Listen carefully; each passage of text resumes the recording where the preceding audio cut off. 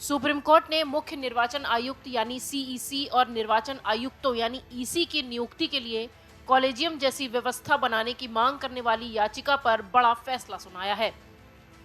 न्यायमूर्ति KM. Joseph की अध्यक्षता वाली 5 सदस्यीय संविधान पीठ अपने फैसले से ये कहती दिखाई पड़ी कि प्रधानमंत्री, लोकसभा में नेता प्रतिपक्ष या सबसे बड़ी विपक्षी पार्टी के नेता और चीफ जस्टिस ऑफ इंडिया की कमेटी ही मुख्य चुनाव आयुक्त और चुनाव आयुक्तों का चयन करेगी। हालांकि नियुक्ति का अधिकार राष्ट्रपति के पास ही होगा। पीठ में न्यायमूर्ति अजय रस्तोगी, न्यायमूर्ति अनिरुद्ध बोस, न्यायमूर्ति ऋषिकेश रॉय और न्यायमूर्ति सीटी रविकुमार शामिल हैं। पीठ ने पिछले साल 24 नवंबर को इस मुद्दे पर अपना फैसला सुरक्षित रखा था। मामले में फैसला सुनाते हुए जस्टिस जोसेफ ने कहा कि चुनाव आयुक्त को स्वतंत्र और निष्पक्ष तरह से कानून के दायरे में रहते हुए संविधान के अंतर्गत काम करना चाहिए। आपको बता दें कि ये मामला आखिर सामने आया क्यों था। इससे पहले शीर्ष अदालत ने पूर्व नौकरशाह अरुण गोयल को निर्वाचन आयुक्त नियुक्त करने में केंद्र द्वारा दिखाई गई जल्दबाजी पर सवाल उठाते हुए कहा था कि उनकी फाइल 24 घंटे में विभागों से बिजली की गति से पास हो गई।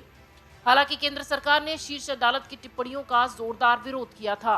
Attorney general R K. वेंकटरमणी ने तर्क दिया कि उनकी नियुक्ति से संबंधित पूरे मामले को संपूर्णता से देखने की जरूरत है।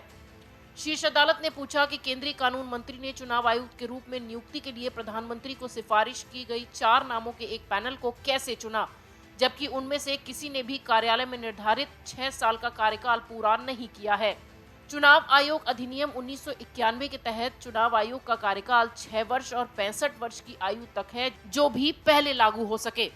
सुप्रीम कोर्ट ने चुनाव आयुक्त के रूप में अरुण गोयल की नियुक्ति पर दखल दिया था। अदालत ने चुनाव आयुक्त के तौर पर अरुण गोयल की नियुक्ति से संबंधित मूल रिकॉर्ड्स मांगे थे। शीर्ष अदालत ने केंद्र सरकार से सवाल किया था कि अरुण गोयल को चुनाव आयुक्त पद पर कैसे नियुक्त किया गया। पीठ ने कहा कि वो सिर्फ तंत्र को समझना चाहती है। अभी तक कैसे होती थी चुनाव आयुक्त की नियुक्ति, क्योंकि चुनाव आयुक्त की नियुक्ति प्रधानमंत्री और मंत्रिमंडल की सिफारिश के बाद ही राष्ट्रपति की ओर से की जाती है। आमतौर पर ऐसा देखा गया है कि सिफारिश को राष्ट्रपति की मंजूरी मिल जाती है और इसी के चलते चुनाव आयुक्त की नियुक्ति को लेकर सवाल खड़े होते हैं। आपको बता दें कि रिटायरमेंट और कार्यकाल पूरा होने के अलावा चुनाव आयुक्त कार्यकाल से पहले भी इस्तीफा दे सकते हैं और उन्हें हटाया भी जा सकता है।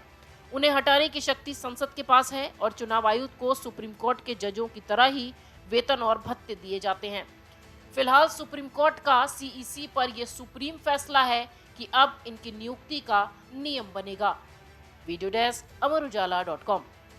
अगर आप ये वीडियो YouTube पर देख रहे हैं तो हमारे चैनल को सब्सक्राइब करें और बेल आइकन को दबाना ना भूलें। अगर आप Facebook पर ये वीडियो देख रहे हैं तो हमारे पेज को लाइक करें।